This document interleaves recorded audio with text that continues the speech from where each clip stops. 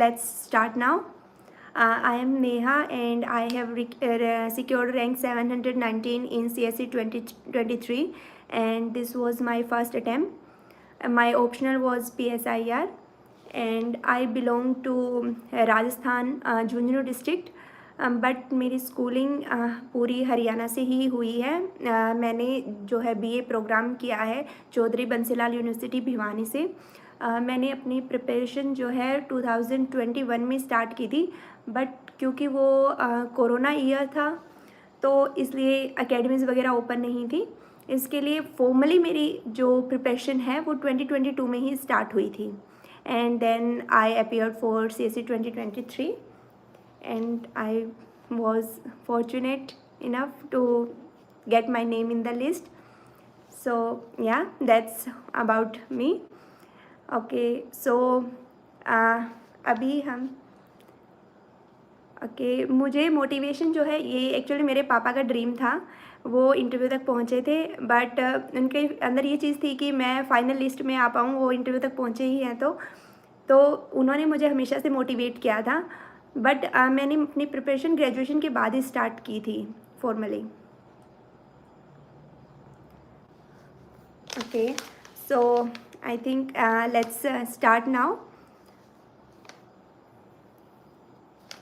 PYQ कैसे analysis, I think पहले एक बार प्री का स्टार्ट कर देते हैं एंड जैसे जैसे प्री मेंस की मैं स्ट्रेटजी और सोर्सेज कोट करती जाऊंगी, मैं PYQ का आपको साथ साथ बताती रहूँगी किस सब्जेक्ट की PYQ को हम किस तरह से हैंडल कर सकते हैं। So as you all are aware कि इस एग्ज़ाम के 3 स्टेजेस होते हैं, प्री, मेंस एंड इंटरव्यू।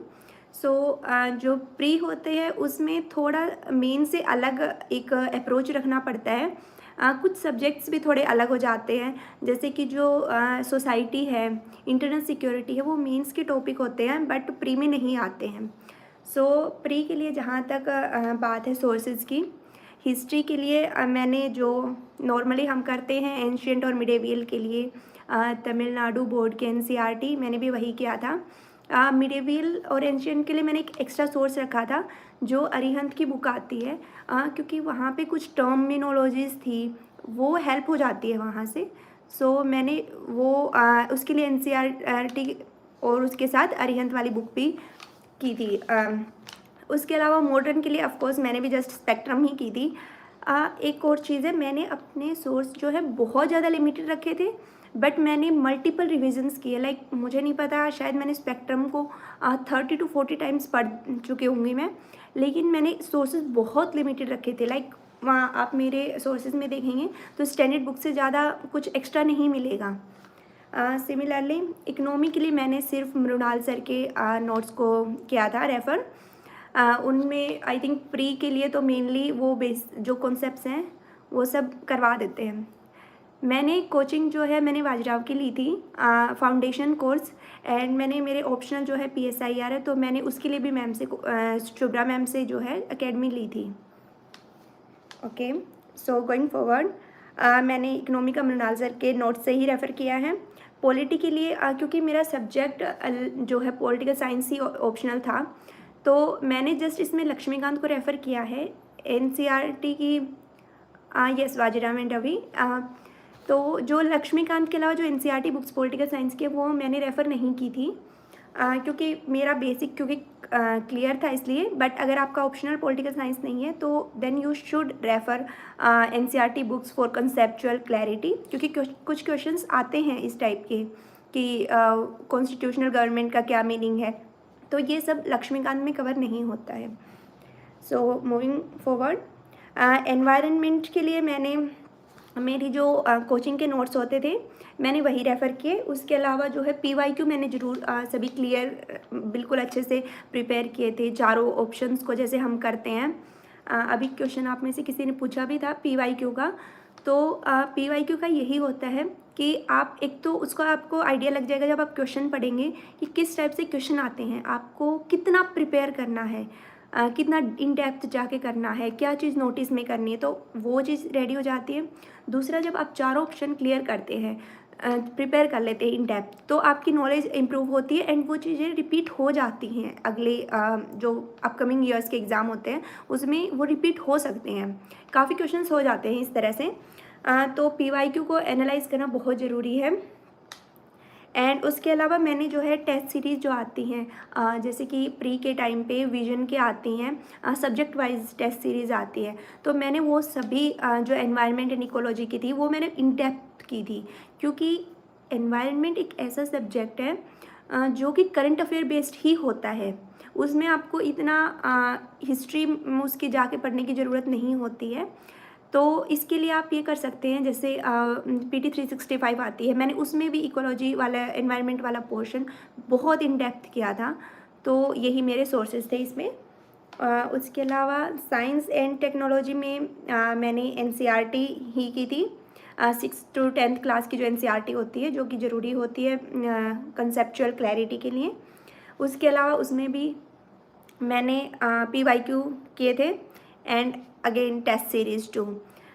सो उसके अलावा इसमें यही था, साइंस एंड टेक्नोलॉजी पे मैंने बहुत ज़्यादा फोकस नहीं किया था, ये मेरा इतना स्ट्रॉन्ग वो भी सब्जेक्ट भी नहीं था, बट इसमें मुझे पर्सनली ऐसा लगता था कि मैं दूसरे सब्जेक्ट्स में ज़्यादा अच्छा स्कोर कर सकती हूँ, तो I can afford to keep it limited for science and technology portion. But ये आप ऑल्सो मैं एक बात ज़रूर हाईलाइट करना चाहती हूँ कि ये एग्ज़ाम ऐसा है जिसमें सबकी अलग अलग स्ट्रेंथ होती है, सबका अलग बैकग्राउंड होता है, सबका अलग पढ़ने का तरीका होता है। हो सकता है कि मैंने ज्योग्राफी के लिए बहुत ज़्यादा चीज़ें पढ़ी हों, लेकिन आपका ऑप्शनल हो सकता है ज्योग्राफी हो, तो आपको वो सब सोर्सेज को कंसल्ट करने की ज़रूरत नहीं है जो मैंने किया था, तो आप इसको लिमिटेड रख सकते हैं। आप जब भी मेरी या फिर किसी और की स्ट्रेटेजी वीडियो देखते हैं तो आप उसको जो है कस्टमाइज़ कीजिए अपने अकॉर्डिंग कि आपके लिए क्या बेनिफिशियल है, क्योंकि हर किसी का अपना अलग, किसी की कोई स्ट्रेंथ होती है, किसी की कोई वीकनेस होती है। जैसे मेरी वीकनेस जो थी साइंस एंड टेक्नोलॉजी थी, बट मैंने उसको बेयर मिनिमम किया कि मैं अगर कोई low hanging fruit type question होता है तो मैं उसको मिस ना करूँ। सो मैंने उतना ही किया साइंस एंड टेक्नोलॉजी के लिए। So moving forward, art and culture के लिए मैंने सिर्फ नितिन सिंघानिया सर की बुक ही पढ़ी थी, एंड उसका सबसे अच्छा मुझे लगता है कि वो PYQ जो है साथ के साथ ही मेंशन करते जाते हैं, तो आपको पता है आपने एक सब्जेक्ट मतलब एक टॉपिक कवर किया and then you will get to know कि किस टाइप के क्वेश्चन उसमें से आ रहे हैं एंड आप उसको आंसर कर पा रहे हो कि नहीं कर पा रहे हो। तो नितिन सिंघानिया सर की बुक ही मैंने की थी। ऑल्सो इसमें बहुत सारे चैप्टर ऐसे हैं जो सिर्फ मेंस में बेनिफिशियल हैं, कुछ ऐसे हैं जो प्री के लिए हैं, तो आप उसको टेलर्ड अप्रोच रखिए अपना। आई थिंक प्री से पहले जब आप प्रिपेयर कर रहे हो तो आपको मेंस वाले टॉपिक कवर करने की ज़रूरत नहीं है, तो आप वो एक बार लिस्ट बना लीजिए कि I have to read the chapters for pre and these for mains, so that would be beneficial. Also geography के लिए मैंने GC लियोंग कंसल्ट की थी, मैंने अपने कोचिंग के नोट्स भी किए थे एंड उसके अलावा मैंने NCERT की जो चारों बुक्स थी वो भी की थी कवर। ज्योग्राफी का ये है कि मुझे ज्योग्राफी में पर्सनली जो है बहुत सारे करने पड़े थे। एक जो गेम्स वाले ऐप आते हैं जिसमें कि आप प्रैक्टिस कर सकते हो, आप वो कर लीजिए, मुझे लगता है उससे आपकी ज्योग्राफी बहुत अच्छे से प्रिपेयर हो जाती है। फॉर एग्ज़ाम्पल एक ऐप है, let me name the app, just a second. So yeah, Setera, SETERRA, तो मैंने इस ऐप को बहुत यूज़ किया है जस्ट टू प्ले गेम्स, जब फ्री टाइम होता था तो आपकी इससे ज्योग्राफी इंप्रूव हो जाएगी। इसमें आप सब चीज़ें प्रैक्टिस कर सकते हो, फिजिकल फीचर्स भी हैं, कंट्रीज़ भी हैं, उनकी बाउंड्रीज़ वगैरह हैं, तो मैंने प्री के लिए स्पेशली मैंने ये गेम बहुत यूज़ किया है एंड क्वेश्चंस भी आए थे। आई थिंक CSE 2023 का जो प्रीलिम्स था उसमें अराउंड 2 to 3 क्वेश्चंस जो हैं वो आप इस गेम से ही सॉल्व कर सकते थे अगर आपने अच्छे से इसमें टाइम लगाया होता तो। एंड ये एक पास टाइम भी है जिसमें आपको लगेगा कि हाँ आपने रेस्ट भी कर लिया है and now you are ready to go back to your studies. So yeah moving forward, international relations के लिए एक तो सबसे मेन जो है इंटरनेशनल रिलेशंस के क्वेश्चंस जो आते हैं उनमें सबसे मेन आजकल होता है कि why this location is in news and या फिर ये लोकेशन कौन से कंट्री की है, तो वो बहुत इंपॉर्टेंट होता जा रहा है। तो उसके लिए मैंने यूट्यूब पे बहुत सारे चैनल्स में, मल्टीपल चैनल्स पे मैं जैसे सर्च करती थी location in news for UPSC and मैंने बहुत सारे देखे हैं, ये बहुत ज़रूरी भी होता है। आई थिंक 3 क्वेश्चन थे इस बार आईआर के, जिसमें तीनों में यही इसी टाइप के क्वेश्चंस थे अब की बार, जहाँ पे मैच द फॉलोइंग थे रीजन्स। तो आप ये यूट्यूब पे ज़रूर कंसल्ट कीजिए, जितनी वीडियो आप देख सकते हैं आप उसे देखिए, क्योंकि ये एक हाई यील्डिंग एरिया है। आप जो इसमें एफर्ट डालेंगे वो वेस्ट नहीं जाएंगे। ओके, ऑल्सो आईआर के कॉन्सेप्ट्स वगैरह ऑर्गेनाइजेशंस के लिए मैंने जस्ट पीटी 365 किया, क्योंकि मेरा ऑप्शनल पीएसआईआर था। तो इसके अलावा मैंने इस पर ज़्यादा फोकस नहीं किया, क्योंकि आईआर के बेसिक उसमें कवर हो जाते हैं। Now let's come to PT 365। I use to read newspapers, but मैं उससे नोट्स नहीं बनाती थी।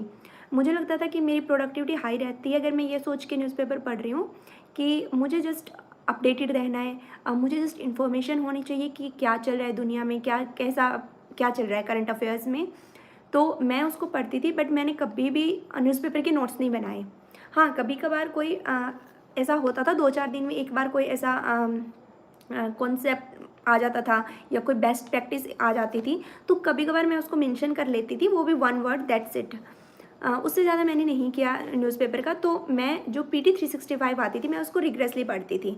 एंड उसका एक रीज़न मैं बताती हूँ। हो सकता है कि आप हो सकता है कि आपको डायरेक्ट क्वेश्चन ना मिले पीटी 365 से, बट उसका एक बेनिफिट क्या होता है, उसमें जो बैकग्राउंड इन्फॉर्मेशन दी होती है वो वर्क हो जाती है। जैसे अभी 2023 में ही एक एमएसपी पे क्वेश्चन आया था कि कौन कौन से उस पर एमएसपी मिलती है। वो हम इकोनॉमी में शायद वो उसको इग्नोर कर दें या फिर ध्यान ना जाए, लेकिन पीटी 365 में वो मल्टीपल टाइम्स रिपीट हुआ था कि ये जो है खरीफ क्रॉप्स हैं, रबी क्रॉप्स हैं, जिन पे एमएसपी मिलती है।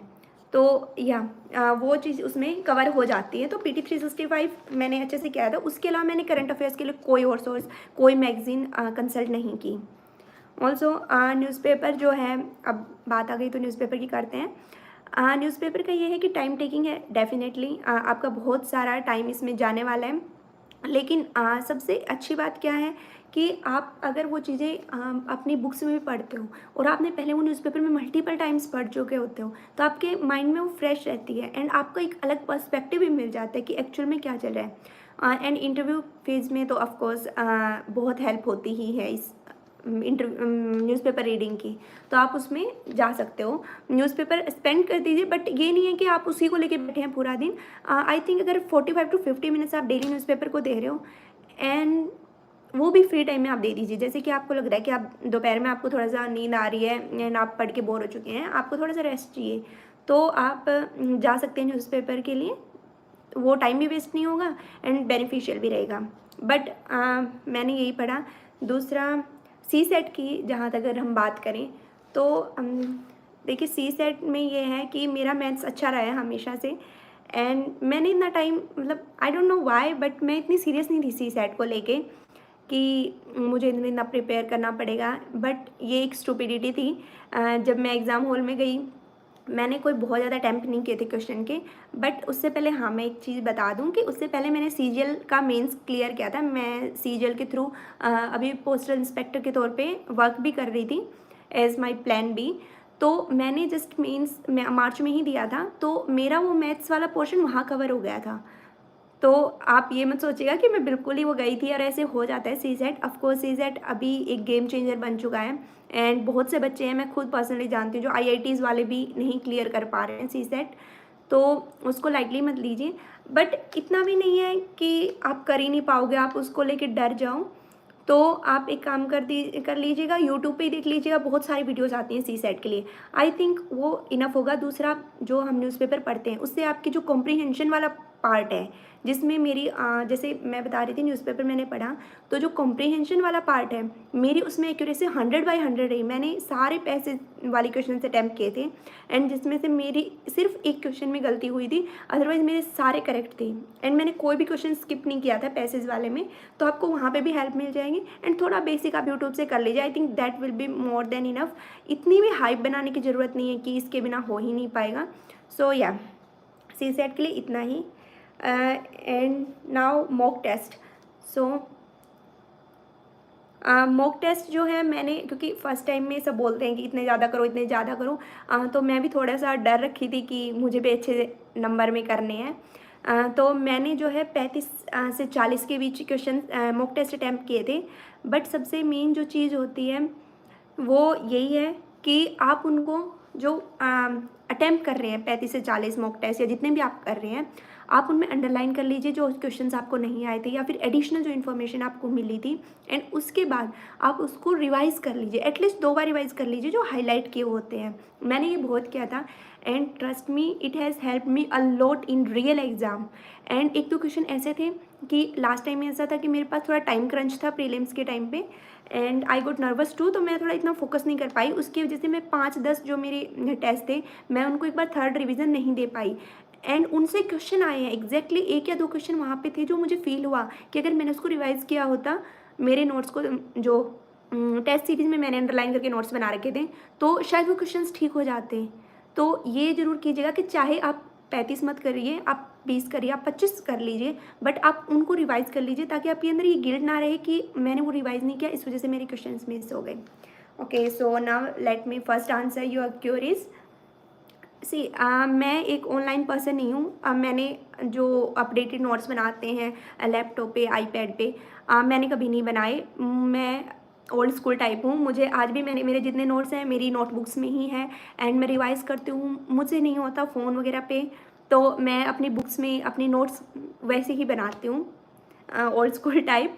फिजिकल नोट्स होते हैं मेरे सारे ही। हाँ, थोड़ा सा ये है कि अपडेट करने में उनको इशू आता है क्योंकि टाइम मतलब स्पेस का क्रंच रहता है, बट स्टिल मुझे वो मतलब पढ़ने में मुझे अच्छा लगता है कि जब मैं बुक से पढ़ रही हूँ तो मुझे लगता है कि हाँ एक्चुअल में मैं कुछ पढ़ रही हूँ। तो मैंने नोट्स वगैरह हमेशा ऑफलाइन ही रखे हैं। Also as far as time management is concern, yes, working professionals के लिए थोड़ा सा इशू हो सकता है वर्क को मैनेज करना एंड स्टडीज़ को मैनेज करना। बट मेरा ये था कि मैंने अभी ज्वाइन ही किया था जनवरी के अराउंड ही, तो मुझे बीच में मैंने लीव वगैरह ले ली थी, तो मुझे इतना इशू नहीं हुआ था। मेरे को बस 4-5 महीने का ही प्रॉब्लम आए थे।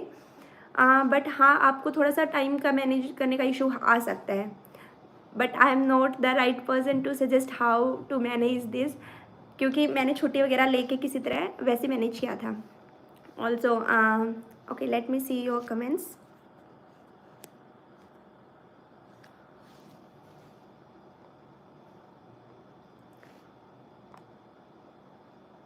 My optional is PSIR। मैंने कौन सी मिस्टेक्स करी थी? मैंने बहुत सारी मिस्टेक की हैं। फ़र्स्ट ऑफ़ ऑल अगर मैं बताऊँ, जब मेरा मेंस का एग्ज़ाम था एंड मुझे इतना स्ट्रेस हो गया था कि मुझे लगा मैं फ़र्स्ट टाइम है और मुझे इतना टाइम भी नहीं मिला। मेरी जनवरी तक जो है पहले एकेडमी चल रही थी एंड फिर जनवरी से मैं जॉब पे थी, तो मुझे लगा कि मेरे पास इतना टाइम नहीं मिला था। मैंने इतना प्रिपेयर ही नहीं किया है बाकी बच्चों के कंपैरिज़न में, लाइक फ़र्स्ट टाइम में तो इट्स इम्पॉसिबल। तो मैंने मेन से जस्ट 15 दिन पहले मैंने पढ़ना ही छोड़ दिया। आई थिंक मैंने हार्डली 1 घंटा पढ़ा होगा उन 15 दिनों में, जो कि सबसे क्रूशियल फ़ेज़ होता है। एंड मैंने ये बहुत बड़ी मिस्टेक की। ये तो भगवान की दया थी जो मेरी इंटरव्यू कॉल आ गई और उसमें मेरे को ये रहा कि मैंने मेंस इतना अच्छा दिया नहीं था। तो एक मिस्टेक तो ये रही मेरी। दूसरी मिस्टेक जो है, सीसेट में मेरा जो और कॉन्फिडेंस था कि मैंने अभी में CGL का निकाला है मेंस, तो मैं इजीली कर सकती हूँ, जो कि हाँ हो गया, बट स्टिल मुझे ना मतलब वो कॉन्फिडेंस ज़्यादा हो गया था, उसको लिमिटेड रखना चाहिए था, प्रिपरेशन अच्छे से करनी थी सीसेट की। एक ये हो गई। एंड थर्ड जो है वो ये था कि एथिक्स में जिसकी वजह से मेरी रैंक ऊपर नीचे इतनी हो गई है, वो सिर्फ एथिक्स की वजह से हुई है। उसमें मैंने जो केस स्टडीज़ का पोर्शन था, मैंने वो बहुत ज़्यादा प्रैक्टिस नहीं किया, जो कि मुझे करना चाहिए था ऑफ कोर्स। तो ये 3 मिस्टेक्स मुझे लगता है। एंड मैं आप लोगों को यही एक रिकमेंडेशन दूँगी कि डोंट ओवर स्ट्रेस योरसेल्फ कि फर्स्ट टाइम में होगा कि नहीं होगा, अगर इस बार नहीं हुआ तो क्या। एंड ये सारी चीज़ें स्ट्रेस मत करो, क्योंकि इससे सिर्फ आपको जो परफॉर्मेंस एंग्जाइटी है ये आपको नीचे लेके जाएगी। इससे आपको कोई भी हेल्प नहीं होगी।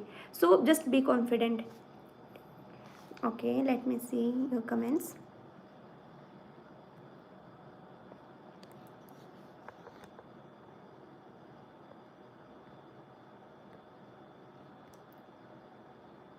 सी मैंने तो जो कॉलेज है वो रेगुलर की थी क्योंकि मेरे पास टाइम था। मैं एक्चुअली थोड़ी यंग थी। मेरी कॉलेज मैंने 18 की एज में ग्रेजुएशन कंप्लीट कर ली थी, तो मेरे पास इनफ टाइम था कि मैं रेगुलर कर सकूं। But also one more thing, जो कि अभी कॉलेज के जस्ट बाद अपीयर होने वाले हैं। जो हमारा इंटरव्यू से पहले डेफ 2 भरना होता है, उसमें थोड़ी सी extra curricular activities, leadership position वगैरह हमें मेंशन करनी पड़ती हैं। तो इसके लिए आपको सबसे इम्पोर्टेंट यही है कि आप ज़्यादा नहीं तो एटलीस्ट फर्स्ट और सेकंड ईयर में थोड़ा सा पार्टिसिपेट करें, ताकि आपके पास वहाँ पे मेंशन करने के लिए चीज़ें हों कि आपने किस में पार्टिसिपेट किया है। बट हाँ, फाइनल ईयर में अगर आपको जस्ट कॉलेज के बाद ही अपीयर होना है तो फाइनल ईयर में आप स्किप कर सकते हैं, मतलब नॉट रेगुलर टाइप थिंग। मैंने जो है बीए प्रोग्राम किया है पॉलिटिकल साइंस और हिस्ट्री से। ओके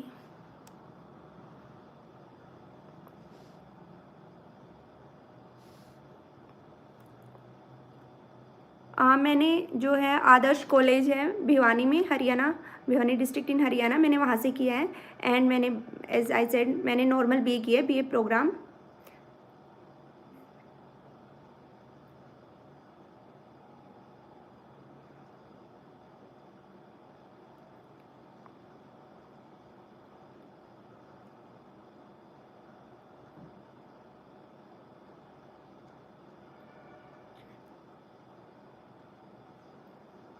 ओके, स्टडी में कंसिस्टेंसी की बात ये है कि आप खुद को टारगेट दीजिए। जब तक आप खुद को लिए टारगेट सेट नहीं करेंगे कि मुझे एक वीक में ये काम करना है, मुझे एक वीक में ये सब्जेक्ट पूरा कवर करना है, तब तक आपके अंदर कंसिस्टेंसी आ ही नहीं सकती। क्योंकि आपको लगेगा ठीक है आज मैंने इतना पढ़ लिया, इट्स इनफ। आप, मैं यही बोलूँगी, टारगेट सेट कर लीजिए। जैसे जो भी आपके लिए कंफर्टेबल है आप वो कर सकते हैं। अभी कुछ लोगों का होता है कि उनको डाइवर्सिटी चाहिए होती है, तो वो एक दिन में 3 सब्जेक्ट रिवाइज करेंगे, 3 सब्जेक्ट प्रिपेयर करेंगे। मेरे साथ ये है कि मैं जब किसी चीज़ को लेती हूँ तो मुझे वो कंप्लीट करनी होती है, मैं उसी के बाद उससे अपना माइंड डाइवर्ट कर पाती हूँ। जैसे मैंने अगर पॉलिटी ले लिया है तो मैं ट्राई करूँगी, मैं उसमें पहले लक्ष्मीकांत पढ़ रही हूँ, जो टॉपिक मैंने उसमें कि उसके रिलेटेड जो क्वेश्चन है टेस्ट सीरीज़ में, मैं वो अटैम्प्ट करूँ और उसके बाद मैं दूसरे टॉपिक पे जाऊँ। तो मैं उसको 4 दिन दूँगी, बट मैं लक्ष्मीकांत पूरी करके उसके बाद ही मैं हिस्ट्री या किसी और सब्जेक्ट पे शिफ्ट करूँगी। तो आप कंसिस्टेंसी के लिए ये थोड़ा कर सकते हैं।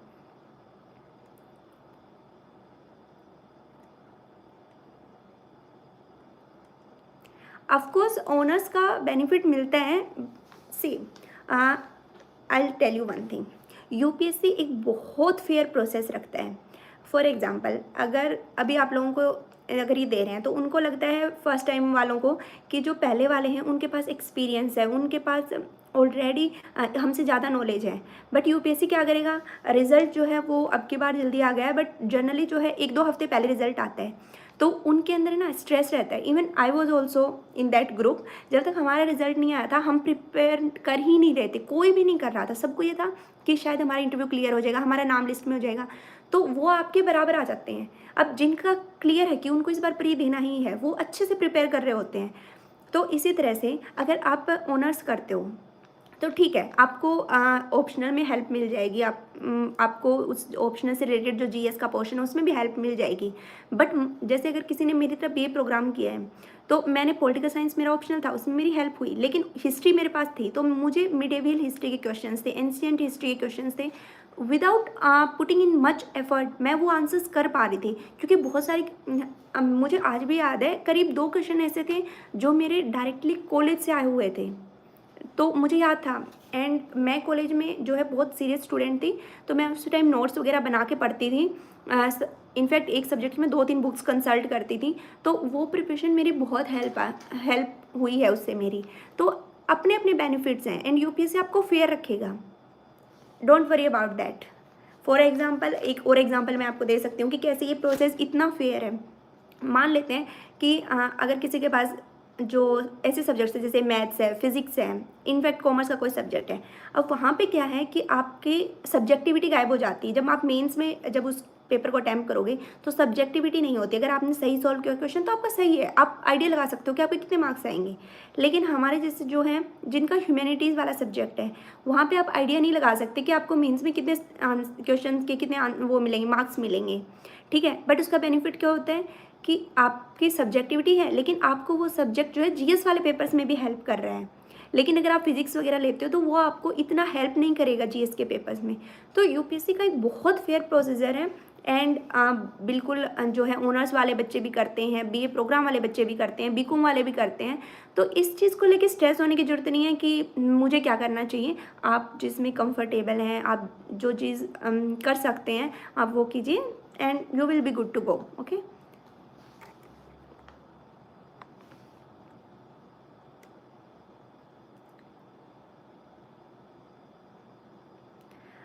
ऐसी strategy I share when I discuss mains portion. See notes जो हैं वो आप आंसर्स बेस्ड भी होते हैं, कुछ टॉपिक बेस्ड भी होते हैं। वैसे मैंने मोस्टली जो मेरे नोट्स हैं वो आंसर बेस्ड ही हैं, जिसमें मैं इंट्रो कंक्लूजन टाइप में लिखती हूँ, क्योंकि it come handy when you attempt the mains papers. ठीक है, उस टाइम आपके पास इतना टाइम नहीं होता कि आप सोच के डिसाइड करो कि क्या लिखूँ इंट्रोडक्शन में, कंक्लूजन में, तो वो आपको ऑलरेडी प्रिपेयर करने होते हैं। तो आंसर्स बेस्ड नोट बेटर रहेंगे।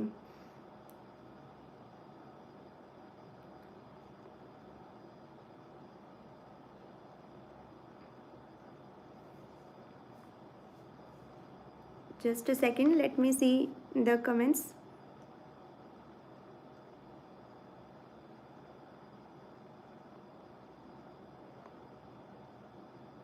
सी प्रीलिम्स और मेंस की तैयारी साथ में मैंने तो नहीं की थी, क्योंकि देखो कुछ पोर्शन जो है वो तो ओवरलैप होता ही है। जैसे कि अब की बार मेंस में क्वेश्चन था है वो वेटलैंड साइट्स वाला, तो वो आप प्री में ही पढ़ते हो, मेंस में नहीं पढ़ते, तो वो आपको वहाँ पे काम आ जाता है।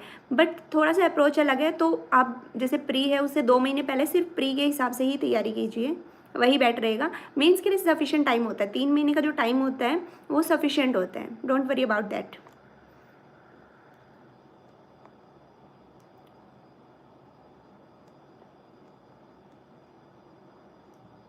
टेस्ट सीरीज जो है मैंने तो coaching complete, in fact coaching complete की भी बात नहीं है, आप प्री से 2-3 महीने पहले स्टार्ट कीजिए, तभी आती हैं अच्छे से। जो टेस्ट सीरीज वगैरह आती हैं लेटेस्ट अपडेटेड वगैरह, वो तभी आती हैं। तो आप प्री से जस्ट 2-3 महीने पहले ही स्टार्ट कीजिए टेस्ट सीरीज़।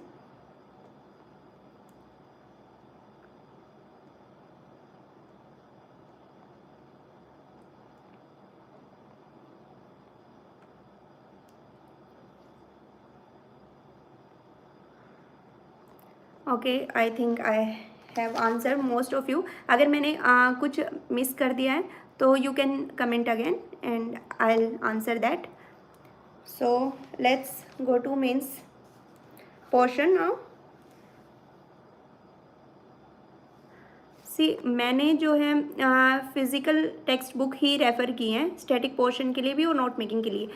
मैंने ये पहले भी मेंशन किया है कि हाँ, मैं जो है कुछ यूट्यूब पे वीडियो ज़रूर देखती थी, क्योंकि मेरे फ्री टाइम पे मुझे लगता था कि यूट्यूब पे वीडियो देखना एक लाइक हिडन बेनिफिट देता है। उस टाइम आपको लगता है कि आपने रेस्ट भी कर लिया है, तो उसके लिए मैंने कंसल्ट किया है। अदरवाइज़ मेरी पूरी टाइम टेक्स्ट बुक हो, नोट्स बनाने हो, पढ़ना हो, मेरा सब कुछ फिज़िकल ही रहा है। फिज़िकल नोट्स रहे हैं मेरे, फिज़िकल बुक्स रही हैं।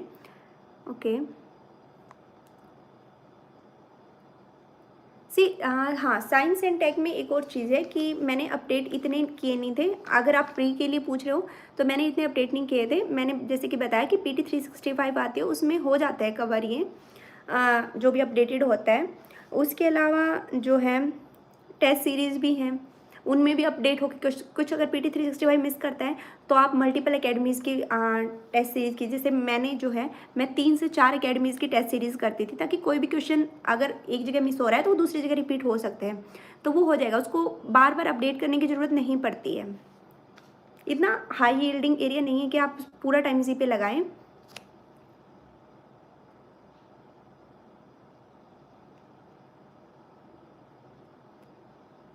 ओके, आई थिंक अभी सभी क्वेश्चन जो है वो मेंस के ही आ रहे हैं, तो I should start with the mains part. हाँ, ये जो योजना और कुरुक्षेत्र की है बात है। So let me tell you one thing, मैंने सिर्फ 2 बार योजना और कुरुक्षेत्र में 2 मंथ की लेके आई थी एंड मैंने वो पढ़ी थी, बट मुझे नहीं लगा कि इतना है। हाँ, वो कैप डेवलप हो सकती है, कुछ डेटा काम आ सकता है, बट मुझे लगा कि मैं इतना जो है डेटा वगैरह वो मैं कहीं और से भी गैदर कर सकती हूँ। तो ऑनेस्टली अगर मैं आंसर दूँ, मैंने योजना और कुरुक्षेत्र सिर्फ 2 महीने की है, उसके बाद मैंने योजना और कुरुक्षेत्र नहीं पढ़ी है। बट आप एक बार उसको लेके देख सकते हैं, क्योंकि बहुत से टॉपर्स पढ़ते भी हैं, तो आप एक बार लेके चेक कर सकते हैं। अगर आपको लगे कि आपकी वो कैब वीक है तो आप उसको पढ़ लीजिए। एंड उस पे जो एडिटर का प्रीफेस होता है दैट्स वेरी इंपॉर्टेंट। आप वो कैब के लिए उसको तो कंसल्ट कीजिए, उससे आपको काफ़ी वर्ड्स मिल जाएंगे। एंड मान लो कोई नई टर्म है, जैसे कि एक टर्म होती है इंटरसेक्शनल वल्नरेबिलिटी या मल्टी डायमेंशनल पावर्टी, ऐसी ऐसी टर्म्स जो हैं वो एक दो टर्म्स निकाल सकते हैं, बट मैंने पर्सनली नहीं किया। अगर मुझसे ये पूछा जाए तो मैंने योजना और कुरुक्षेत्र कंसल्ट नहीं किया, ज़्यादा पढ़ने पे ध्यान उन पे नहीं दिया मैंने। Okay, so starting with mains preparation. Mains में देखो ज्योग्राफी के लिए तो मैंने मोस्टली वही सोर्सेज रखे, हिस्ट्री के लिए भी मैंने वही रखे, क्योंकि हिस्ट्री में क्या है स्पेक्ट्रम से थोड़ा सा, जैसे कि बहुत फेवरेट पार्ट है यूपीएससी का कि मॉडर्निस्ट वर्सेस एक्सट्रीमिस्ट, ठीक है। तो ऐसे वाले पोर्शन है वो स्पेक्ट्रम से कवर हो जाते हैं एंड थोड़े से उसके लिए पीवाईक्यू प्रैक्टिस करने होते हैं। So you will be good to go. हाँ, सोसाइटी के लिए जो है मैंने एक विजन में जो है फैकल्टी हैं स्मृति शाह मैम, उनका टेलीग्राम चैनल भी है, मुझे वहाँ से उनके नोट्स वगैरह मिल गए थे, तो मैंने स्मृति शाह मैम के नोट्स कंसल्ट किए। उसके अलावा जो डॉक्टर शिविन चौधरी सर हैं, मैंने उनके नोट्स भी सोसाइटी में बहुत यूज़ किए हैं। हालांकि मैंने अपने नोट्स बनाए थे और मैंने इन दोनों जो मटेरियल मैंने अभी मेंशन किए हैं उनसे मैंने रेफरेंस लिया, मैंने उनसे वैल्यू एडिशन किया अपने ही नोट्स में, बट हाँ मैंने इनसे वैल्यू एडिशन ज़रूर की थी। उसके अलावा जो बेसिक नोट्स मैंने प्रिपेयर किए थे वो मेरी एकेडमी के नहीं थे, वो मैंने विजन की जो बुकलेट आती है सोसाइटी के लिए, मैंने वहाँ से अपने बेसिक नोट्स प्रिपेयर किए। उसके साथ मैं जो भी मुझे वैल्यू एडिशन करनी होती थी, चाहे वो डॉक्टर शिविन चौधरी सर हों या स्मृति शाह मैम हो, तो मैं कर लेती थी। उसके अलावा भी अगर कोई एग्जाम्पल था, जैसे कि इनफैक्ट जैसे कि आप लोगों को ये तो पता होगा कि मेंस में जो है आपको एक मल्टी डायमेंशनल व्यू रखना होता है हर सब्जेक्ट में, हर टॉपिक पे। तो मैं बहुत सारे में कुछ मतलब जो टॉपिक्स हैं वो मेरे पीएसआईआर के जो थियरी पार्ट था उसके साथ ओवरलैप होते थे, तो मैं वहाँ से भी अगर मुझे किसी थिंकर का या फिर कोई थ्योरी थी या कोई एग्जाम्पल था मुझे अच्छा लगता था, मैं उसको वैल्यू एड कर लेती थी सोसाइटी वाले पोर्शन में भी। एंड इवन फॉर एथिक्स, जब भी मेरे सामने कोई एग्जाम्पल आता था मैं जस्ट उसको सोचती थी कि मुझे इसको किस किस सब्जेक्ट में मैं इसको यूज़ कर सकती हूँ। मैं इसको इकोनॉमी में वीमेन एम्पावरमेंट वाले में यूज़ कर सकती हूँ, मैं इसको एथिक्स के एग्जाम्पल में यूज़ कर सकती हूँ, मैं इसको सोसाइटी में यूज़ कर सकती हूँ, मैं इसको पॉलिटिकल साइंस में यूज़ कर सकती हूँ। तो मैंने सब जगह उसको मेंशन किया, हर नोट में मैंने जाके मेंशन किया। उससे क्या होता था, मैं एक बार मल्टीपल टाइम उसको पढ़ती थी, वो मेरे ब्रेन में रहता था हर टाइम पे एंड वो मेरे को यूज़ भी हो जाता था रिवाइज वगैरह करने के टाइम पे। ओके, उसके अलावा जो है एंड बाकी सब्जेक्ट्स का भी मेरा सेम सा ही था। इकनॉमी में भी मैंने जो है मृणाल सर वाले ही नोट्स कुछ रेफ़र किए थे।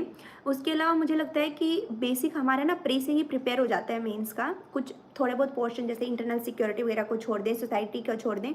अब इंटरनल सिक्योरिटी है, इसके लिए भी बहुत सारी बुकलेट्स आते हैं, आप किसी को भी ले लीजिए। मैंने इसमें फिर वही था कि कोई भी मुझे मटेरियल अच्छा लगा था, जैसे मुझे फिजिक्स वाला का भी अच्छा लगा था, एक बुकलेट आती है उनकी, तो मैंने वो रेफ़र की थी। तो आप उसमें कोई भी ले लीजिए इंटरनल सिक्योरिटी जैसे एक दो सब्जेक्ट्स को, बाकी आपका जो बेसिक तैयार हो जाता है। मेन बात जो है वो आंसर राइटिंग की ही होती है मेंस में, तो उसको आपको प्रैक्टिस करना होगा। ऑल्सो मेंस के टाइम पे जो मेंस 365 आती थी वो मैंने सत्यम जैन सर डिस्कस करवाते थे एंड उसमें से हाईलाइट करके भी दे देते थे, तो मैंने वो उनके ग्रुप में किया था। ऑल्सो मैंने मेंस के अपनी जो प्रिपरेशन है वो मेनली सत्यम जैन सर के साथ जुड़ के ही की थी। उनका एक SFG ग्रुप होता था, स्पेशल फोकस ग्रुप, जिसमें जो भी मेंस वाले बच्चे थे उनको फोकस में रख के वो करवाते थे, टाइम टेबल देते थे, डेली टॉपिक्स देते थे कि सुबह कि आपको आज ये रिवाइज करने हैं एंड इवनिंग में उन टॉपिक से ही जो PYQ आते हैं वो उनको देते थे, हम लोग उसको लिख के सबमिट कर देते। ये एक पीयर ग्रुप था, सर भी डिस्कस करते थे आंसर्स, लेकिन हम लोग एक दूसरे का भी देख सकते थे, जैसे कि मैंने लिखा है बट हो सकता है उसी ग्रुप में कोई बंदा हो उसने वो ही आंसर मुझसे कहीं बेटर लिखा हो, तो उससे मैं वैल्यू एडिशन कर लेती थी कि हाँ मैं ये चीज़ मैं भी मेंशन कर सकती थी, तो उस टाइप से भी नोट्स प्रिपेयर हो जाते थे।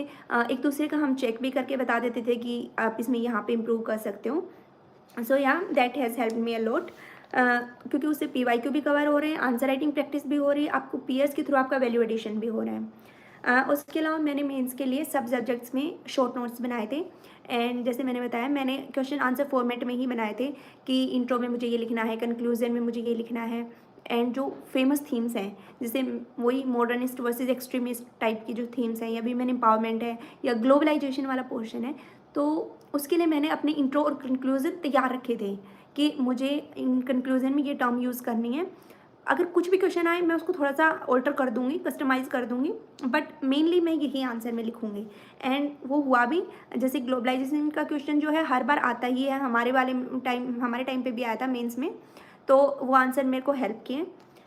उसके अलावा शॉर्ट नोट्स में आप बेस्ट प्रैक्टिस एग्जाम्पल ज़रूर लिख लीजिए। अगर हम अभी हमारे पास जब टाइम होता है 3 महीने का, तब हमें शायद ये रियलाइज़ ना हो शॉर्ट नोट्स की इम्पोर्टेंस क्या होती है, बट जो है बाद में बहुत बेनिफिट करते हैं, क्योंकि जब आप एग्ज़ाम दे रहे होते हो, आपने जीएस पेपर 1 का दिया, आपके पास सिर्फ 1.5 आवर है जब आप जीएस 2 का लिखने के लिए अंदर जाओगे उससे पहले। तो उस टाइम पे अगर आपके पास शॉर्ट नोट्स होंगे तो आप 1.5 घंटे में बैठ के उसको रिवाइज़ कर सकते हो, एंड रिवाइज़ कर लोगे तो वो एकदम से याद आएंगे। आंसर बैठते ही आप वैल्यू एडिशन कर सकते हो, आप बहुत अच्छा आंसर लिख सकते हो। तो उस टाइम पे आपको शॉर्ट नोट्स चाहिए होते हैं। तो उससे पहले मैंने भी इतना कोई रिवाइज़ वगैरह किया नहीं शॉर्ट नोट्स का, मुझे लगता था कि याद है, याद है, याद है। लेकिन उस टाइम पे जब आप कंटिन्यू 3 दिन पेपर दे रहे हो, 5 पेपर लिख रहे होते हो, तो आपको नहीं रहता याद, ना आपके पास इतना टाइम होता है कि आप बैठ के उसको लिख पाओ। तो शॉर्ट नोट्स ज़रूर बनाने चाहिए। And as far as ethics is concern, मैंने स्मृति शाह मैम के नोट्स ही रेफ़र किए थे। टॉपर्स की केस स्टडी मैंने ज़रूर की थी, जो टॉपर्स की बुकलेट आती है जिसमें उन्होंने केस स्टडी की है। मैं ज़्यादा केस स्टडीज़ लाइक प्रैक्टिस नहीं कर पाई थी, बट मैंने बेसिक जो है 20-25 तो की थी, एंड मैं टॉपर्स वाली मैंने वो पूरी बुक रिवाइज़ कर ली थी। मैं उसको आई थिंक मैंने 10 बार पढ़ लिए थे, तो मेरे को पॉइंट्स याद थे। ऑल्सो इस बार थोड़ा सा डिफरेंट था केस स्टडीज़ में, लाइक जनरल नॉलेज के क्वेश्चंस भी थे कि कौन से एक्ट हैं जो वीमेन को वर्क प्लेस हैरेसमेंट से प्रोटेक्ट करने के लिए हैं, ऐसे कुछ क्वेश्चंस थे इस बार। तो आपको उसमें जीएस की प्रिपरेशन भी काम आ रही है, एंड ये चीज़ें जो है आपको आपके लिए बेनिफिशियल हैं, क्योंकि केस स्टडी में आप जीएस का भी ऐड कर पा रहे हो। तो ठीक है, केस स्टडीज़ आप अच्छे से प्रैक्टिस कीजिए। मेरी एक मिस्टेक भी रही है। Okay, and as far as essay is concern, essay जो है ना सबसे बेस्ट पार्ट होता है जीएस पेपर्स में, या फिर मेंस में अगर बात करें, तो ऐसे में सबसे मेन चीज़ क्या होती है कि you can practice everything. Like आप कुछ भी डाल सकते हैं, आपको स्टोरी डालनी है आप डाल दीजिए, आपको श्लोक डालना है आप श्लोक डाल दीजिए, आपको डेटा डालना है आप डेटा डाल दीजिए, आप फैक्ट डाल रहे हैं फैक्ट डाल दीजिए, आपको मल्टी डायमेंशनल व्यू लेना है आप मल्टी डायमेंशनल व्यू लीजिए। मतलब आप अपनी क्रिएटिविटी को शो कर सकते हैं टू इट्स फुलेस्ट, कि आप कुछ भी लिखें, you are free to go. And इसमें भी टॉपर्स की बहुत हेल्प होती है। Like I would like to share my experience. मैंने इशिता मैम का जो टॉपर्स नोटबुक होती है ऐसे की, मैं वो पढ़ रही थी। It was just before my exam, 9:30 के अराउंड एग्ज़ाम था। मैं उससे जस्ट 20 मिनट पहले मैम की वो पढ़ रही थी, एंड उन्होंने एक पोइम मेंशन की हुई थी रविंद्रनाथ टैगोर की, तो मैंने वो पढ़ी, एंड वो मैंने फर्स्ट टाइम पढ़ी थी उन्हीं के नोट्स में। मैंने उसको अच्छे से पूरा पढ़ा, एंड वो चीज़ पता नहीं क्यों बट मुझे स्ट्राइक की कि मुझे बहुत अच्छी लगी, एंड मैंने उसको 2-3 बार पढ़ लिया, वो मुझे वहीं याद हो गई। एंड जब मैं अंदर गई, जब पहला ही मैंने ऐसे देखा, वो पोएम एग्जैक्टली वहाँ पे फिट हो रही थी। तो मैंने जो है उस आंसर को स्टार्ट ही पोएम से किया, रविंद्रनाथ टैगोर की पोएम से मैंने स्टार्ट किया। एंड ये लाइक मुझे लगता है कि ऐसे में मेरा बहुत बाकी सब्जेक्ट्स के कंपैरिजन में बहुत अच्छा स्कोर है, तो मुझे लगा कि उसने मेरे को हेल्प की। उसके अलावा सेम मैंने जो टॉपर्स के नोट्स होते हैं उन्हीं में से मैंने सारे मटेरियल निकाले हैं, कोटेशंस हैं, पोएम्स हैं, या स्टोरीज भी मैंने काफ़ी सारी उनसे ली हैं। तो मुझे लगता है कि आप टॉपर्स के नोटबुक को ऐसे के लिए कन्फर करना ही चाहिए। Like it's the best thing you can do for ऐसे पार्ट, जो कि मैंने तो बहुत किए हैं। एंड इसके अलावा एक चीज़ और है, ऐसे को आप पर्सनलाइज जितना रख पाएंगे उतना ही बेटर रहेगा। ऐसे एक ऐसा पार्ट है जिसमें आप कुछ यूनिक कर सकते हैं, तो आप उसमें एक्सपीरियंस डालिए। जैसे एक एजुकेशन सिस्टम से रिलेटेड सा कुछ ऐसे था जो मैंने लिखा था, सेकंड पार्ट था, तो मैंने उसमें पूरा मेंशन जो है वो अपने एक्सपीरियंस से किया कि किस टाइप से आई गॉट मोटिवेटेड फ्रॉम सारा भाई सर, एंड वो सब मैंने डाला उसके अंदर। तो वो चीज़ें हेल्प करती हैं, आई थिंक सो।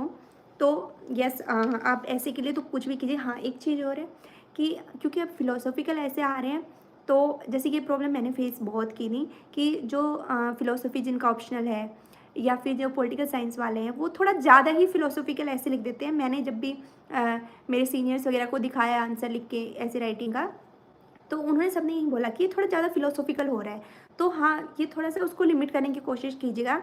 मैंने उसको ट्राई किया था जब मैं फाइनल ऐसे लिख रही थी एग्ज़ाम में कि मैं उसको ज़्यादा फ़िलोसॉफ़िकल भी ना रखूँ एंड थोड़ा मतलब बैलेंस आउट ही होना चाहिए। हर आंसर ही बैलेंस आउट होना चाहिए। सो yeah that's for mains and मेरे ऑप्शनल की बात अगर करें तो ऑप्शनल का ये था कि मेरे कॉलेज में मेरे पास हिंदी मीडियम में था, वहाँ पे अवेलेबल ही हिंदी मीडियम में था, तो मैंने हिंदी मीडियम लिया। But for my UPSC examination मैंने स्विच कर दिया था इंग्लिश मीडियम में। तो मुझे थोड़े से ज़्यादा एफर्ट्स डालने पड़े थे क्योंकि दोबारा इंग्लिश में सब टर्म्स याद करना और वो सब था। बट स्टिल मुझे लगता है कि अब की बार पीएसआईआर में थोड़ा सा स्कोरिंग कम रहा है, थोड़ा सा अच्छा परफॉर्म नहीं कर पाया political science as like average अगर देखा जाए। तो ये अराउंड 500 मार्क्स का पेपर था, जिसमें मेरे 280 हैं। तो like that's decent score in political science. So इसके लिए मैं यही बोलूँगी कि आप बेसिक हैं, बहुत से बच्चे जो अकेडमी नहीं लेते ऑप्शनल कोर्स के लिए भी, हालांकि मैंने ली थी, तो आप अपने हिसाब से देख लीजिए, आप ऐसे कर सकते हैं। तो PYQ हैं, उन सब के आंसर्स प्रिपेयर कर लीजिए। ये लाइक इट्स मस्ट, आप इसके बिना जाने की सोचिए भी मत पेपर में जब तक आपने सभी PYQ के मॉडल आंसर्स प्रिपेयर नहीं कर लिए। मोस्ट ऑफ द टाइम वो रिपीट ही हो जाते हैं। ऑल्सो वन मोर थिंग कि थोड़ा सा आप, मुझे लगता है कि एक वो हाइप बना देते हैं कि जैसे सेकंड पेपर है पॉलिटिकल साइंस का इंटरनेशनल रिलेशंस वगैरह में, कि वहाँ पे पॉइंट फॉर्मेट यूज़ मत करिए क्योंकि ऑप्शनल का पेपर है, वहाँ पे कुछ और नया मत कीजिए। बट इन माय केस मैंने अब की बार कुछ क्वेश्चंस भी थोड़े इस टाइप के थे कि आप पॉइंट्स में लिख सकते थे। मैंने पॉइंट्स भी लिखे थे and I also made some maps too. तो मुझे लगता है कि वो मेरी चीज़ें मेरे फेवर में काम की, क्योंकि सेकंड पेपर में मेरे बहुत अच्छा स्कोर है, जो कि जनरली फर्स्ट में होता है, सेकंड में कम रहता है। बट उस टाइम पे मेरे को बहुत लोगों ने बोला कि मैप नहीं बनाना चाहिए था, पॉइंट फॉर्मेट में नहीं लिखते, ये गलती की है। मैंने ऑप्शनल के लिए कोई भी टेस्ट सीरीज नहीं दी थी, मैंने किसी से अपना आंसर चेक नहीं करवाया था, मैंने अपने आंसर सिर्फ खुद प्रैक्टिस किए थे, सारे PYQ के मॉडल आंसर्स लिखे थे एंड जो कि पहली बार में ऑफकोर्स बेस्ट आंसर प्रिपेयर नहीं होते, मैं उनको वापस चेक करती थी, मैं उसमें दोबारा एडिशनल वैल्यू एडिशन करती थी एंड ऐसे रिफाइन करके मैंने 3 से 4 बार में अपने पूरे आंसर्स प्रिपेयर किए थे एंड उसके बाद मुझे लगता है कि हाँ इट्स फाइन। तो मैंने कोई इसके अलावा कोई टेस्ट सीरीज़ नहीं दी है पॉलिटिकल साइंस के लिए। अकेडमी में मेरा यही पर्पज़ था कि मुझे इंग्लिश में स्विच करना था, तो मेरी वोकैब वगैरह में थोड़ी सी हेल्प हो जाए। So yeah that's it. Let me know if any of you want to ask any question.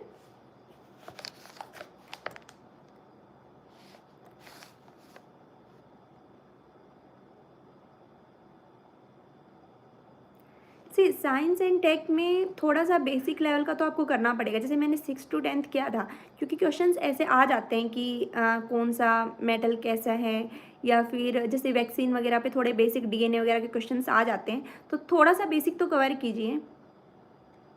But अगर टाइम क्रंच है तो yeah you can avoid.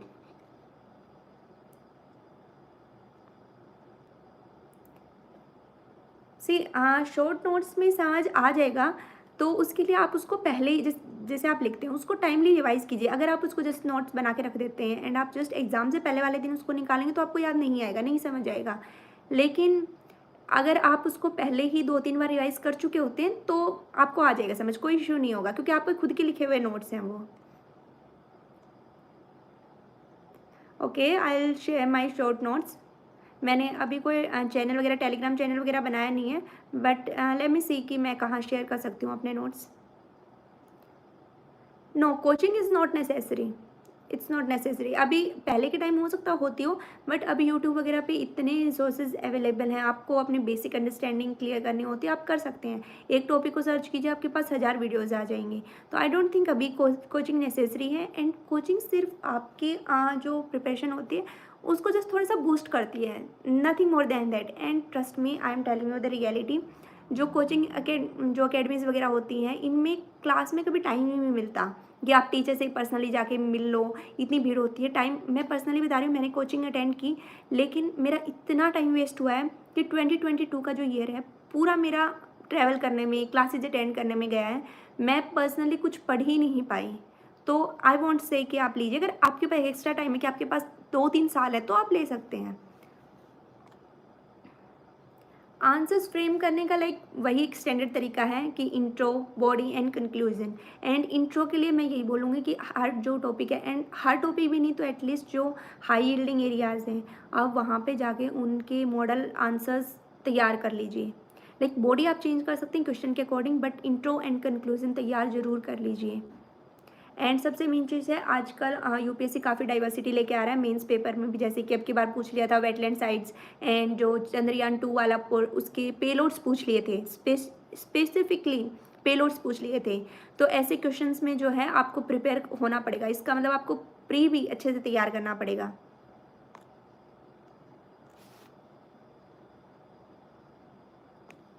Okay, so PSIR is done.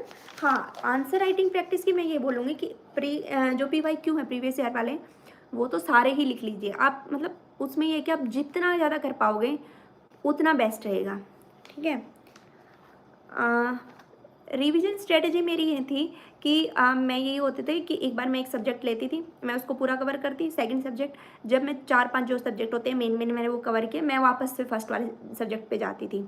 And मैंने जो है हाईलाइट करके थे, वो मैं क्विकली रिवाइज करती थी एक बार, कि जो जैसे स्पेक्ट्रम है वो अभी हाईलाइटेड है, जो मेन पोर्शन है, तो मैं उसको वो करती थी। कभी कभी ये होता था कि रिवीजन में ना थोड़ा सा बोरिंग सा लगता कि नहीं रिवीजन नहीं करने का मन हो रहा, तो मैं क्या करती थी, मैं उस स्पेसिफिक सब्जेक्ट का टेस्ट सीरीज उठा लेती थी, मैं उसमें करती थी। उसमें क्वेश्चन अगर अटैम्प्ट नहीं हो रहे थे, मेरा कॉन्फिडेंस से ज़्यादा, मैं दोबारा अपने आप बैठ जाती थी उसको रिवाइज करने के लिए। और अगर वो हो जाएगा तो अच्छा है, आपका कॉन्फिडेंस बिल्ड और आपको पता चल गया आप कहाँ पे स्टैंड कर रहे हो। As far as my daily schedule is concern, I am a morning person, तो मैं हमेशा 2, ढाई, 3 बजे के बीच में उठती थी एंड मैं अपना पढ़ना स्टार्ट करती थी। मेरा जो है 6:30-6 बजे तक, लाइक 7 भी बज जाते थे, वो एक मतलब स्लॉट होता था मेरा पढ़ने का मॉर्निंग में, क्योंकि मुझे लगता था मेरी प्रोडक्टिविटी बहुत हाई होती है, फ्रेश माइंड होता है, कोई डिस्टर्बेंस नहीं होती आसपास भी, सो मैं उस टाइम पे पढ़ती थी। उसके बाद मैं थोड़ा सा दोपहर में थोड़ा पढ़ती थी, बट मेरी प्रोडक्टिविटी दोपहर में भी बहुत लो होती थी।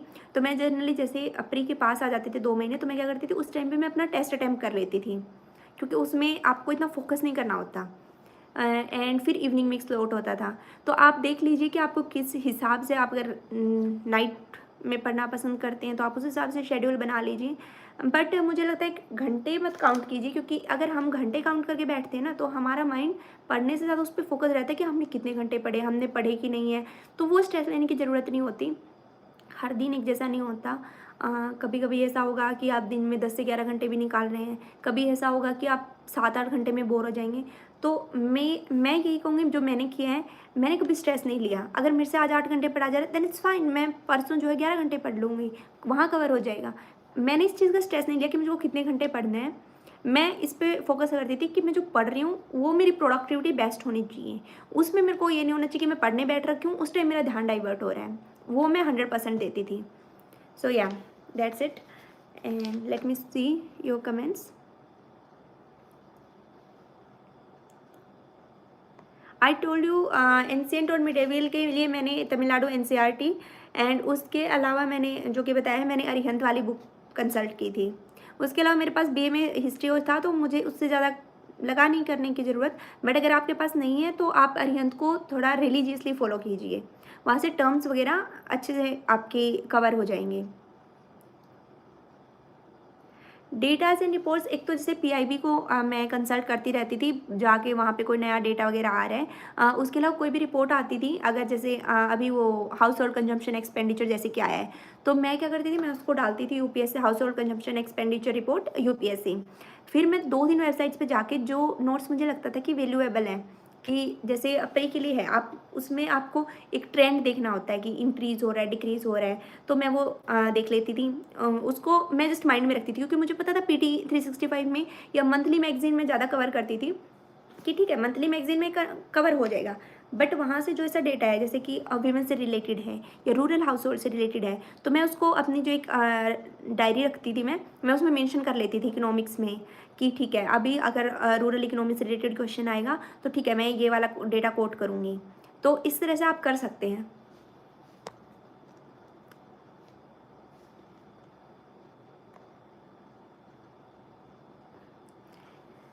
आ जाएँगे अगर आप डेली खुद को इतना पुश करते रहोगे कि मुझे तो 10 घंटे तो नहीं आएँगे। बट अगर आपको लगता है आप सिर्फ 3 दिन पढ़िए, आप 7 घंटे पढ़िए, ठीक है? आपको ये होना चाहिए कि मैंने बहुत अच्छा किया है। आप खुद को फ़ील होगा ना कि हाँ, मैंने बहुत अच्छा दिया है, मैंने अच्छे से ये सब्जेक्ट प्रिपेयर किया है, तो आपको 4th या 5th डे में देखना आपको खुद का मन करेगा कि नहीं यार, ये थोड़ा-सा रहता है, ये और कवर कर लूँ, ये और कवर कर लूँ। अब की बार तो मैंने पढ़ ही लिया इतना, तो हो जाएगा वो। एंड डेली शेड्यूल की वही बात है जो आज आपको अच्छे लगें, आपको लगे कि आपकी प्रोडक्टिविटी इस टाइम पे बहुत हाई रहती है, आप वही बना लीजिए। एंड जैसे सब्जेक्ट्स भी आप जिस हिसाब से कवर करेंगे, मेरा ये था कि मैं बेसिक्स, जैसे मॉर्निंग में मेरी प्रोडक्टिविटी हाई होती थी, मैं रिवाइज़ कर लेती थी, दिन में टेस्ट सीरीज़ लगाती थी, तो इस हिसाब से जो आपको सूट करे आप कर सकते हैं। मैं एक ही सब्जेक्ट पढ़ती थी, अगर आपको लगता है कि आप 2-3 सब्जेक्ट साथ में कवर करके डाइवर्सिटी रखते हैं तो आपके लिए अच्छा है, तो आप वो भी कर सकते हैं।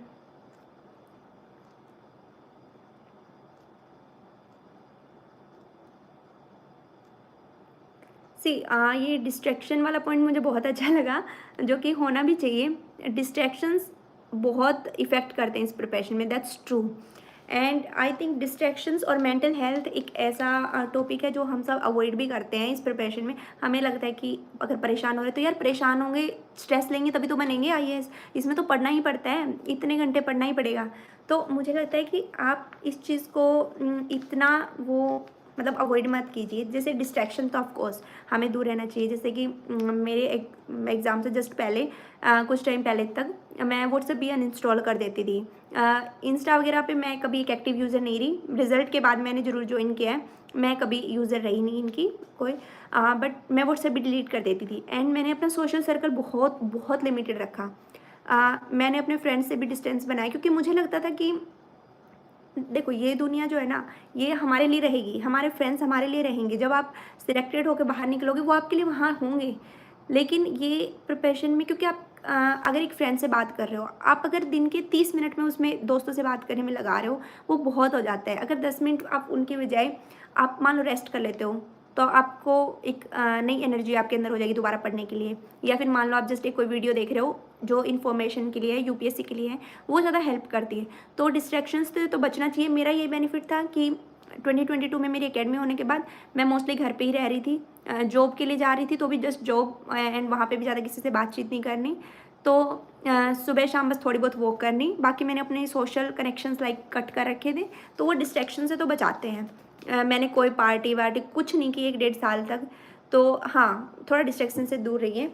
रही बात मेंटल हेल्थ की, मुझे लगता है कि हम इसमें थोड़ा-सा पुश भी कर लेते हैं खुद को ज़्यादा ही कि क्या होगा, क्योंकि हमारे ना स्टेक्स बहुत हाई रहते हैं। आप जब ये एग्ज़ाम मान लेते हैं कि आप फर्स्ट टाइम में भी अगर सक्सेस पा रहे हो, तो भी आप करीब 2 ढाई साल या 3 साल आप लगा चुके होते हो इसमें। तो हमारे स्टेक्स इतने हायर होते हैं कि हमें फेलियर का बहुत डर लगता है। एंड एज़ आई सेड, मुझे भी बहुत डर था मेन से पहले। एंड 15 दिन पहले मैं पढ़ना ही छोड़ चुकी थी।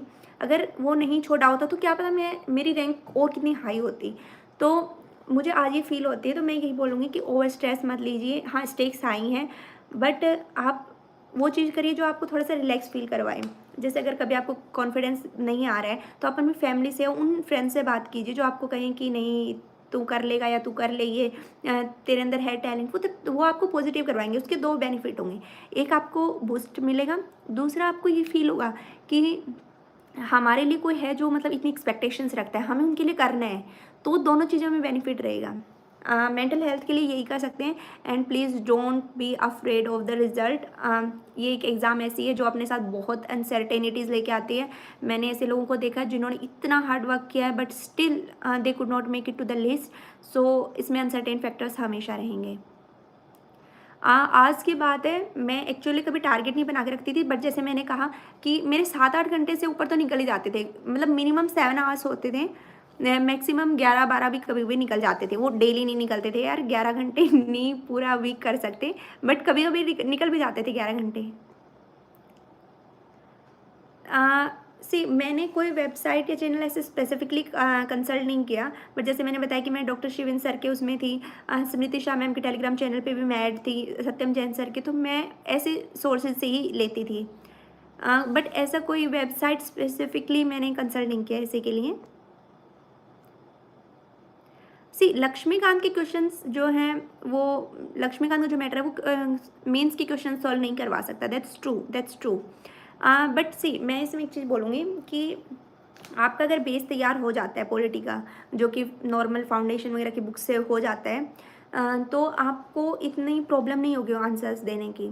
जब आप एक टेस्ट सीरीज देखो, टेस्ट सीरीज तो लेनी पड़ती है, टेस्ट सीरीज नहीं ले रहे तो जैसे मैंने सब्जी से प्रैक्टिस की आप ऐसे कर सकते हो, तो वहाँ पे आपको आंसर समझ आ जाएंगे। आपको वोकैब डेवलप जरूर करनी पड़ेगी पॉलिटी की, उसके लिए डी बासु सर की है, एंड जैसे मैंने बताया एनसीईआरटी से अगर आप पढ़ लोगे, क्योंकि पॉलिटी में सबसे मेन जो चीज़ होती है वो है टर्मिनोलॉजीज़, ठीक है।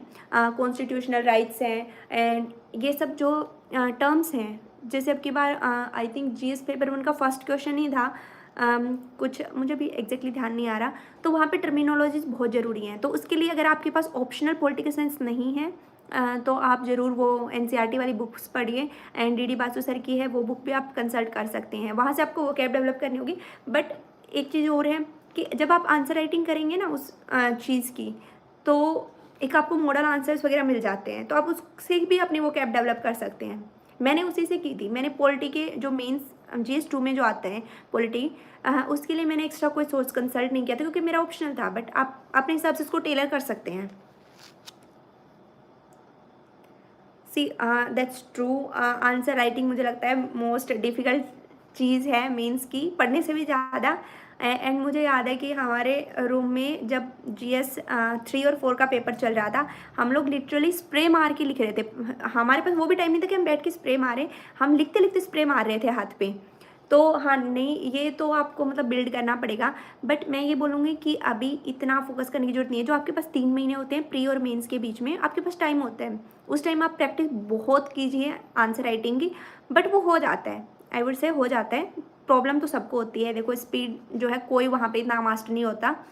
तो जैसे पेन वगैरह भी यूज़ करते हैं, V7 वाला यूज़ करती थी मैं, पायलट V7 जो पेन आता है, तो वो हो जाएगा।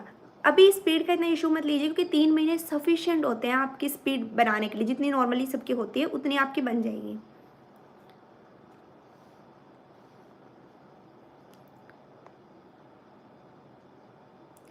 टेस्ट सीरीज़ फॉर प्रीलिम्स के लिए जैसे मैंने बताया कि मैं 3 से 4 कंसल्ट करती थी। मैं विजन के भी करती थी, मैं फोरम के भी करती थी। अभी मैंने सुना नेक्स्ट IAS का भी अच्छा है, जो अब अनुभव वगैरह के हैं। तो मैं 3 से 4 जो भी आपको बेस्ट लगे, अब वाजीराम की बेस्ट लग रही है वाजीराम की लीजिए, बट मुझे लगता था कि 3-4 करती हूँ तो मेरा कोई मिस नहीं होगा एंड मेरे को थोड़ी डाइवर्सिटी ऑफ क्वेश्चंस मिल जाएगी। क्योंकि जो विजन का है, जो टेस्ट के क्वेश्चंस होते हैं वो थोड़े अलग पैटर्न पे होते हैं, फोरम के अलग होते हैं, तो आप उस पर कर लीजिए। बट मैं जैसे कि जो विजन वगैरह थे, जो सेक्शनल टेस्ट सीरीज होती थी वहाँ, जैसे पॉलिटी की, एनवायरनमेंट इकोलॉजी की, वो मैं सिर्फ विजन की करती थी। फुल लेंथ के लिए आप 2-4 इंस्टीट्यूट्स के कर सकते हैं। जैसे फोरम के आते हैं, सिमुलेटेड टेस्ट आते हैं, वो शायद 6 या 7 आते हैं, तो जैसे मैंने वो पूरे कर लिए थे। तो आप इस तरह से कर सकते हो। 2-3 अकेडमीज़ का ले लीजिए, जो भी आपको बेस्ट लगे। आपको पता चल जाएगा जब आप जाएंगे मार्केट में, वो देखेंगे टेस्ट सीरीज मार्केट में जो अवेलेबल है, तो आप 2-3 जो भी आपको चॉइस हो, पर फुल लेंथ लीजिएगा। सेक्शनल एक का ही कीजिएगा, सेक्शनल सफिशिएंट होगा अगर आप एक भी अकेडमी के कवर कर रहे हैं तो।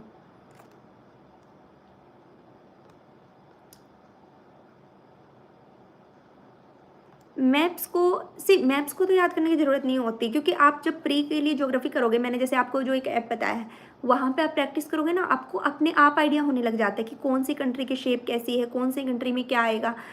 वो हो जाएगा। आपको मैप्स की इतनी टेंशन लेने की ज़रूरत नहीं है। जैसे प्री से पहले प्री से पहले मैंने कोई वो नहीं किया था, मैप्स वगैरह का प्रैक्टिस ज़्यादा की नहीं थी, लेकिन जो टाइम होता है प्री और मेंस के बीच में, मैंने उस टाइम पे की थी, तो हो गया था वो। That's not that big a deal. Okay,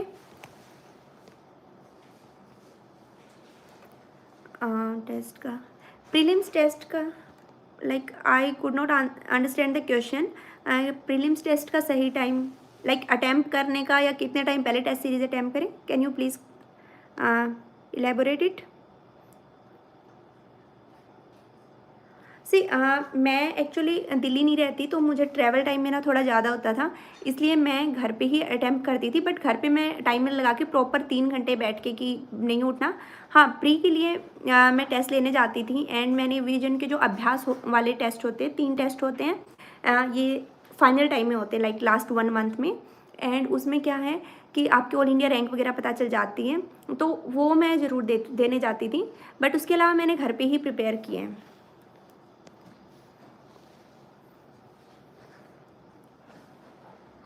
हाँ, कितने टाइम पहले मैंने बताया, जैसे मैंने अपना टारगेट रखा था कि मुझे 30 से 40 के बीच मॉक टेस्ट करने हैं, तो मैंने जो है 2 महीने पहले स्टार्ट कर दिए थे कि मैं हर दिन में 1 दे देती थी, कभी-कभी 2 दिन में 1 भी अटेम्प्ट करती थी। तो वो आप देख लीजिए आपने कितने का टारगेट रखा है। अगर आप 20 कर रहे हैं then it's more than sufficient, 20 से ऊपर करें वो आपकी चॉइस है, बट मिनिमम हाँ 20 ज़रूर कीजिए।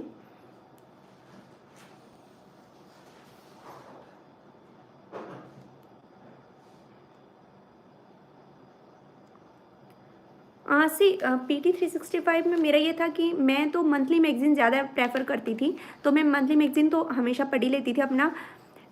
लेकिन जो है PT 365 में सिर्फ मैं वही टॉपिक कवर करती थी जो मेंस मतलब जो मंथली मैगज़ीन में मेरे कवर नहीं होते थे। मैं उसके लिए कंसल्ट करती थी, बट मंथली मैगज़ीन तो मैं हमेशा ही पढ़ती थी।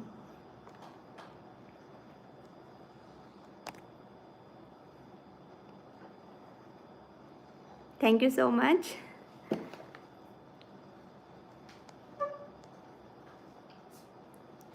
सी रिवीजन का यही है कि आपको मल्टीपल टाइम्स ही करनी होंगी। हाँ, एक चीज़ कर सकते हैं कि जब आप स्टार्टिंग में जब स्टार्ट करोगे अपना बेस बनाना, तब आपको ज़्यादा प्रॉब्लम्स आएंगी कि कुछ भी याद नहीं हो रहा। तो आप जो फर्स्ट 2-3 रिवीजन है, मैं कहूँगी आप उसको बहुत कैजुअली लीजिए। आप ये मत सोच के बैठिए कि मुझे याद करना है, don't think that, and don't even underline, just कि मुझे एक बुक पढ़नी है। एंड NCERT बुक्स की तो स्पेशली एक क्वालिटी है कि आप उसको इंजॉय कर सकते हो, आपको बोरिंग फील नहीं होगा।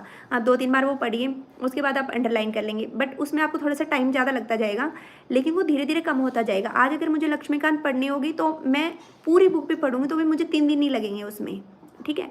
तो ये धीरे धीरे जो है ना हो जाएगा। ऑल्सो आप अपने हिसाब से आपको जो लगता है सूटेबल, जैसे कि अगर मुझे ये था कि मैं हर 10-15 दिन में रिवाइज करती थी हर सब्जेक्ट को। आप ज़्यादा टाइम ले सकते हैं, आप कम ले सकते हैं, तो आपको जैसे सही लगे वैसे उस हिसाब से आप अपना टेलर्ड अप्रोच बनाइए।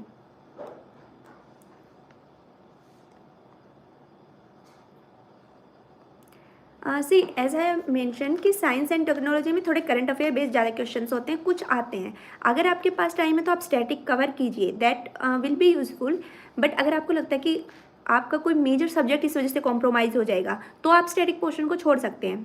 वो कोई इशू नहीं होगा इतने, मतलब अगर एक क्वेश्चन भी आ जाता है, आप अगर उसके बजाय आपका हिस्ट्री का रहता है, मॉडर्न हिस्ट्री है, पॉलिटी है, वो सब्जेक्ट रहता है, एनवायरनमेंट रहता है, तो आप उसको पहले कवर कीजिए। बट अगर टाइम है तो मैं कहूँगी कि आप स्टैटिक कर सकते हैं। बट अगर लगे कि नहीं अभी कोई और सब्जेक्ट कॉम्प्रोमाइज़ हो जाएगा, इतना टाइम नहीं है, then you can skip, it's not that much big deal. See you can skip, जैसे कि या यू कैन स्किप, अगर अभी इतना टाइम नहीं है और आपने कवर नहीं किया है static portion, just skip that. Okay, I think let me briefly discuss the interview phase 2. Uh,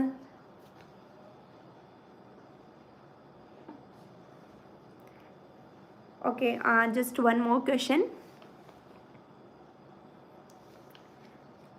See, मेरा अप्रोच यही है कि जो करंट अफेयर्स हैं वो एक लिमिट तक ही यूज़फुल होता है। जैसे मैंने खुद ने बताया, मैं न्यूज़पेपर पढ़ती थी, बट मैंने उसके नोट्स नहीं बनाए, और मैंने जस्ट मंथली मैगजीन बोल दो, PT 365 बोल दो, मैंने जस्ट वो कंसल्ट की। उसके अलावा मैंने करंट अफेयर का कुछ भी नहीं किया, लेकिन still I could clear the prelims. इसका मतलब क्या है, जैसे अब की बार बहुत ही एक लाइक माइंड चेंजिंग या चैलेंजिंग पेपर था आपकी बार प्रीलिम्स का, लेकिन वहाँ पे भी जो स्टैटिक पोर्शन है आप उसको तो कभी चैलेंज कर ही नहीं सकते। अगर आप अपना स्टैटिक कर लोगे एंड करंट अफेयर का बेसिक जैसे मैंने किया वैसे आप कर लेते हैं, तो आप कहीं पे नुकसान में नहीं जाएंगे। अब पेपर का पैटर्न बदल सकता है, करंट अफेयर्स बदल सकती है, लेकिन जैसे अभी 2022 वाले पेपर 2020 में जो है करंट अफेयर्स में गेम्स के डाल दिए थे, तो ठीक है आप करंट अफेयर्स में वो नहीं कर सकते थे प्रिपेयर, बट जो स्टैटिक पोर्शन है वो तो सेम रहेगा, कट ऑफ नीचे चली जाएगी। करंट अफेयर में इतना अगर लाइक दिमाग घुमाने वाले क्वेश्चंस देंगे तो कट ऑफ नीचे चली जाएगी 2-4 नंबर, बट उतना बड़ा इशू नहीं है। बट स्टैटिक जो है वो हमेशा सेम रहेगा, पैटर्न से बदल सकते हैं, स्टैटिक सेम रहेगा, तो स्टैटिक पे ज़्यादा फोकस होना चाहिए, बट करंट को इग्नोर नहीं कर सकते।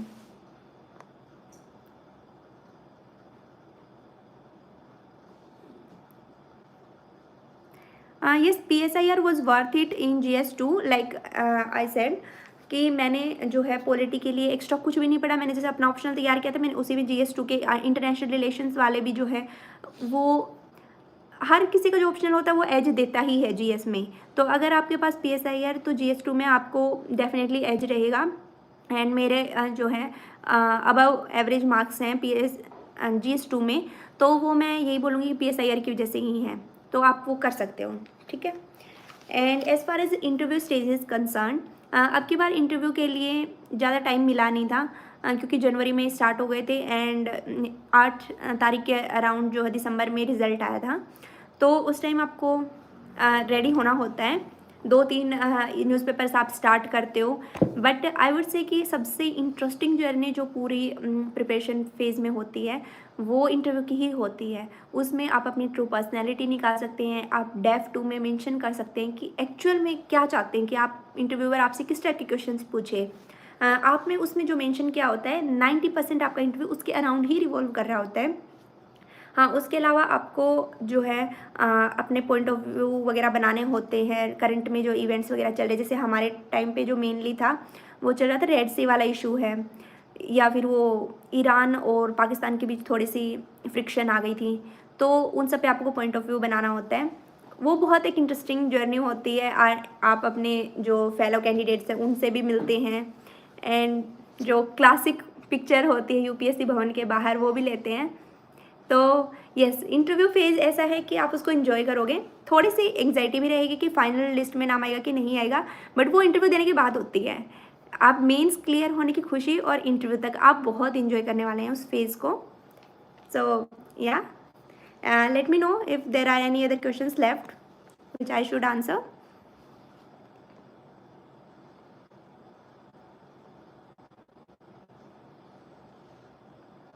सी as far as consistency is concern, आपको जब तक आप अपने लिए नेक्स्ट टारगेट नहीं रखोगे आप कंसिस्टेंसी नहीं ला सकते।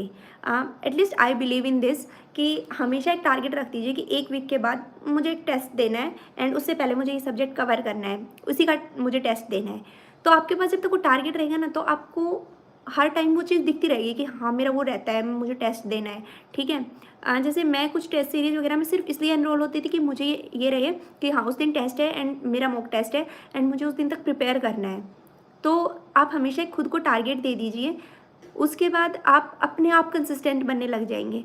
एंड एज आई सेड, अगर आपको किसी टाइम पे लग रहा है कि एक टाइम पे आपको थोड़ा सा ब्रेक चाहिए, देन उस कंसिस्टेंसी के लिए इतना पागल बनने की भी ज़रूरत नहीं है। You can just take your time, relax, and when you feel right, you feel motivated, then come back and उस टाइम अपना 2x दीजिए। So yeah that's it. Thank you so much. अगर कोई क्वेश्चन रहता है जो मैंने आंसर नहीं किया है तो you can just let me know और just wind up the session.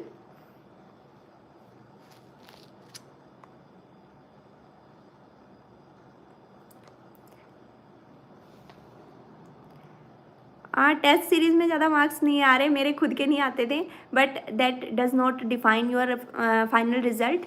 उससे कोई फ़र्क नहीं होता। इन लोगों का जो जैसे मैं बताती हूँ, मैंने अभी विजन का जैसे कहा कि आप टेस्ट सीरीज़ दे सकते हैं, तो उसमें उन लोगों के जो क्वेश्चंस होंगे करंट अफेयर के वो सारे PT 365 या मंथली मैगजीन के होंगे, लेकिन UPSC तो मल्टीपल सोर्सेज से लेता है, तो कुछ क्वेश्चन ऐसे होंगे जो वहाँ पे नहीं आए, ठीक है। ऐसे फैक्ट्स बहुत सारे हैं, उनके टेस्ट सीरीज वाले अकेडमीज़ का बहुत अलग पैटर्न होता है। तो आप उस चीज़ का इतना स्ट्रेस मत लीजिए कि मार्क्स नहीं आ रहे तो फाइनल में मार्क्स नहीं आएंगे। एंड इनफैक्ट उस 2 घंटे में जो होगा ना, वो आपने उससे पहले चाहे प्रिपरेशन की हो चाहे नहीं की हो, वो 2 घंटे वाले दिन ही पता चलेगा कि आपने क्या किया, आपका होगा या नहीं होगा। तो टेस्ट सीरीज़ को इतना सीरियसली मत लो। मेरे खुद के इतने अच्छे मार्क्स नहीं आते थे टेस्ट सीरीज़ में।